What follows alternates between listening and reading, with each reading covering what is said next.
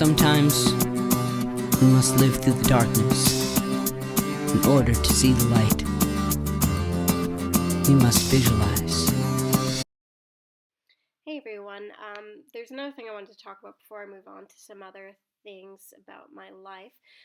This is one thing that has happened because of the transplant, and that is that I can't have children.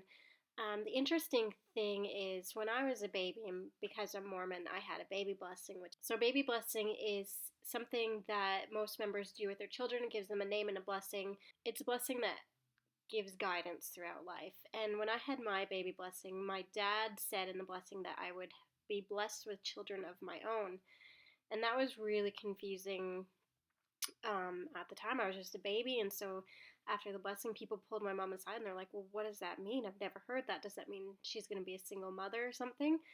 And as it turns out, I went through premenopause after the stem cell transplant. And because of that, the way the doctor put it, I have the nest, but I don't have the eggs. So if I wanted to have children of my own, I would need to have an egg donor. Um, Never really thought much about having children. I found out that I wasn't going to have children when I was 16 and didn't really care at the time. I've never been one of those girls that my main goal in life was to get married and have children, so didn't really worry much about it.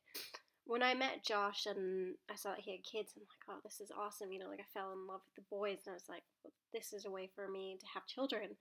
And I did think, okay, maybe let's see if I can have one of my own. So Josh and I went to an infertility clinic and we tried to see if there was any chance I could have a child of my own. So I did all the testing, tried going off the pill for months, and if you've gone through menopause, hot flashes, all of that, terrible. So I went through all of that and we did all the testing. Josh did testing. He's fine. It was all me. I wasn't making any eggs, so to say. So we were going to think about it and maybe get an egg donor. And I did a lot of praying, I did a lot of fasting, and I went to the temple several times and kept getting a feeling like, yeah, there's someone up there for me, but I don't know if now is the time. And the more I thought about it, the more I was like, we don't have the money. I'm getting older. Josh is getting older. I'm very selfish, and we had the boys already. So I've decided, and I am okay that I will not have children of my own in this life.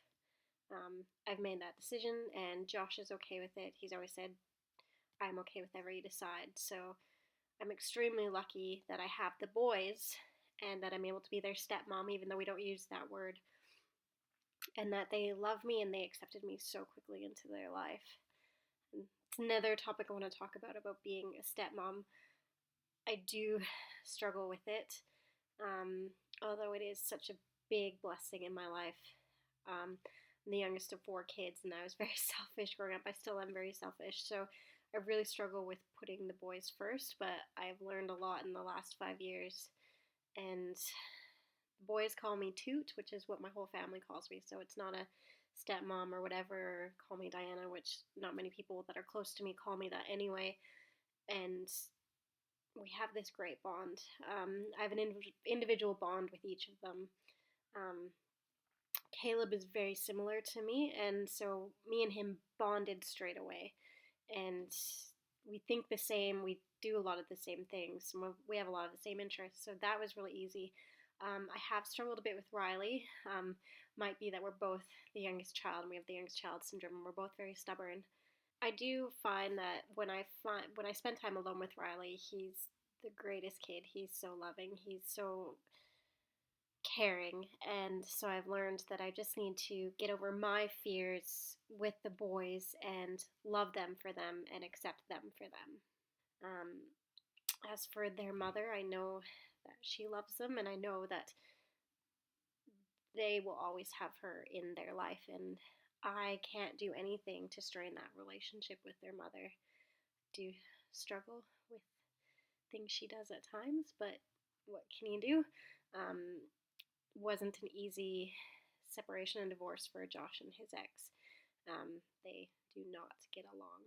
So, yeah, that's my story about not being able to have children, and I'm totally okay with that because I've been so blessed to have boys, and the joys of being a stepmom. I love those boys, and I would do anything for them. And they are the children that I have in this life, and I'm so grateful for them.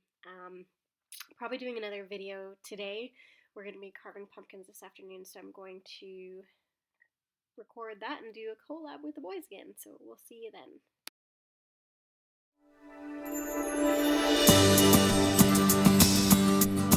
Sometimes we must live through the darkness in order to see the light. We must visualize.